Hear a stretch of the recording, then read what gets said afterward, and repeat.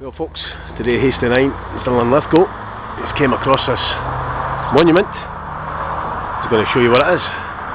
The reason I'm down in Linlithgow though, I'm meeting a guy I used to go to college with many years ago. These two lads we're going to have a game of putting. So before I go to the putting green, I'm going to show you this historic site. Just came across it myself. As usual, we'll just let the signs do the talking. The Battle of Linlithgow Bridge, 4th September 1526. Didn't even know anything about that. There you go, I've not had a historic video for these for a while. Yeah, one thing, the traffic's still annoying, that's for sure. Just focus on the signs here, read them at your leisure. I'm just getting myself in gear for this putting competition. Myself and Donald are taking on these two lads, Mark and Sean. Mark and Sean about 15 and 13 I think. I think they'll give us a tough game. I'll be very surprised, Donald and myself. Didn't do them over. Wouldn't fancy taking them on at badminton though. Two lads are, one of them's representing Scotland at the badminton. The other one's not too far behind them. He's a bit younger.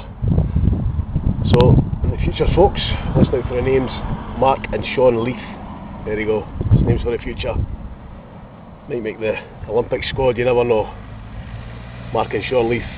Hopefully they'll not make the Olympic putting squad, because we're going to give them a doing this afternoon. Anyway, hope you're reading this sign. I didn't know anything about this. Battle of Linlithgow Bridge. Got a fight going on there. It's the Isle of Angus. Getting fired into the Lennoxes, vice versa. What? A lot of treachery. You've probably read this before, but treachery. Lennox was wounded and forced to surrender. He was then brutally murdered by James Hamilton of Finnart. No need for that. The lad had already given up his sword. Go over to this next plaque here. This is a Lennox Cairn. I'll show you that later. There we go, I'll use Lennoxes from around the world. You see this? There's a brave man seemingly. The wisest man, the stoutest man, the hardiest man that was ever bred in Scotland was slain today. There you go. That's what they thought of him. Treachery. Like treachery back in those days. There you go. Lennox was reputedly buried nearby, and a cairn was created by mourners and passers-by laying stones in tribute. It shows you, 7 miles from my house, never even knew this existed. I don't think we got taught much Scottish history at school.